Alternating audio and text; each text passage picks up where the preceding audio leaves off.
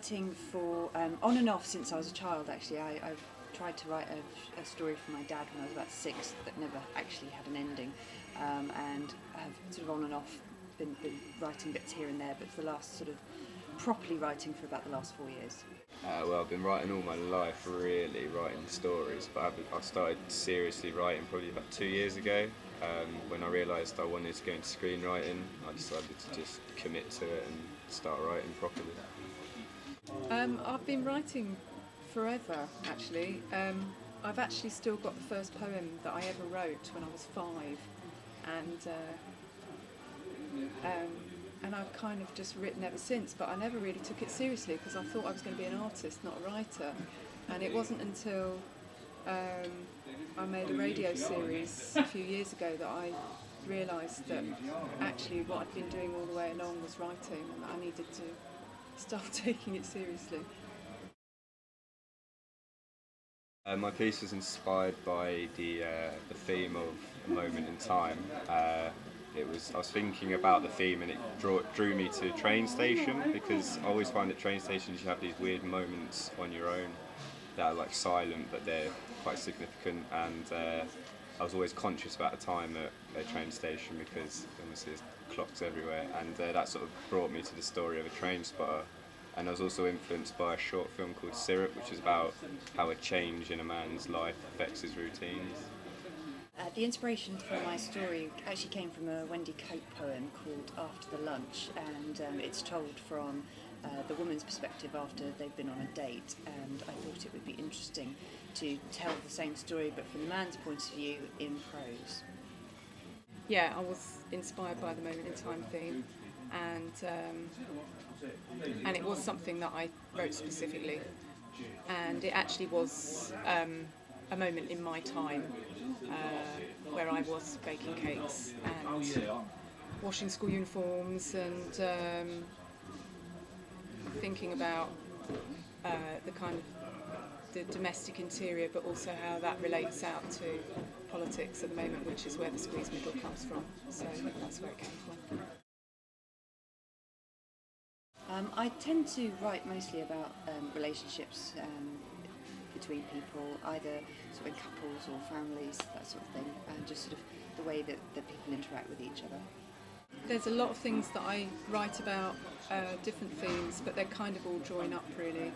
I'm particularly interested in psychogeography, so I'm interested in the psychology of spaces and walking and experiencing different places and the effect that has on you. Also, I'm very interested in writing about motherhood and negotiating space as a mother, especially as a single parent.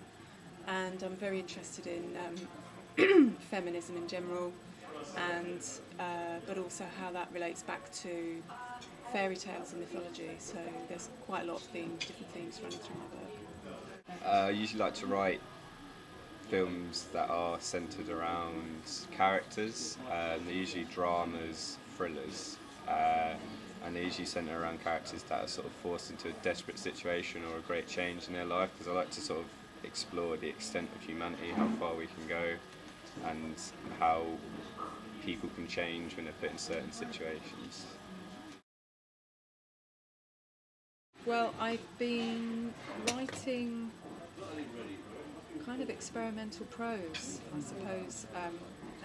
Normally write poetry, but I do write prose as well, and so it's kind of finding the balance between the poem and prose. I'm actually going to be doing quite a big piece on walking around Richmond, which is where I spent some of my childhood, so that's what I'll be concentrating on this summer. For my MA at the moment, I've been mostly concentrating on writing short stories, but I'm doing it part-time, so come next year when I'm doing writers' workshops, I hope to get going on my novel idea, which is set in the Second World War. I'm currently in my second year studying film. At the moment we're making a documentary on animals in captivity, which involved going to a zoo and shooting for the day, which is quite fun really. But yeah, at the moment I'm working on editing that. We're on the final stages, so it's coming along well. Yeah, write every day and keep writing and write a lot all the time, but also don't be precious about it. When I did my BA at Kingston, and I did creative writing and journalism, and that was quite a good mix because you had the very creative side, but also the discipline of journalism was quite rigorous. And when you're writing a journalistic piece, you have to be really kind of disciplined about letting go of stuff that's not working.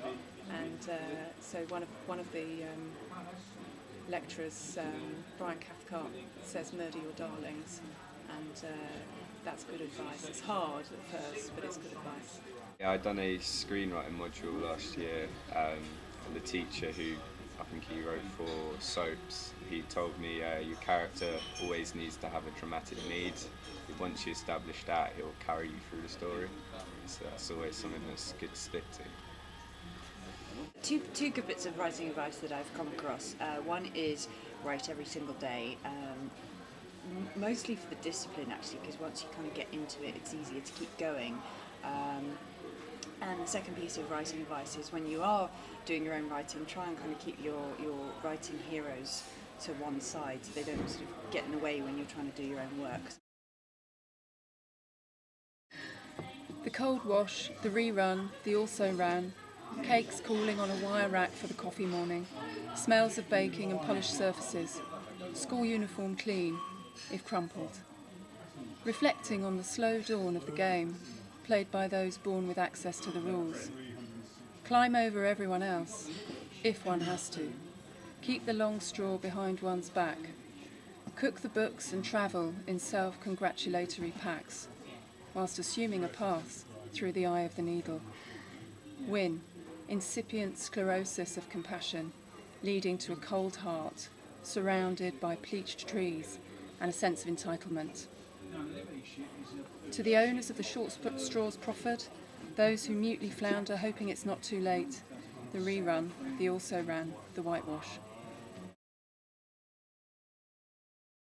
Int bedroom morning, small, coordinated and clean. This is Gilbert's room. Gilbert is a short, lonely man in his early 30s. On the walls of his dull room hang numerous pictures displaying the variety of trains.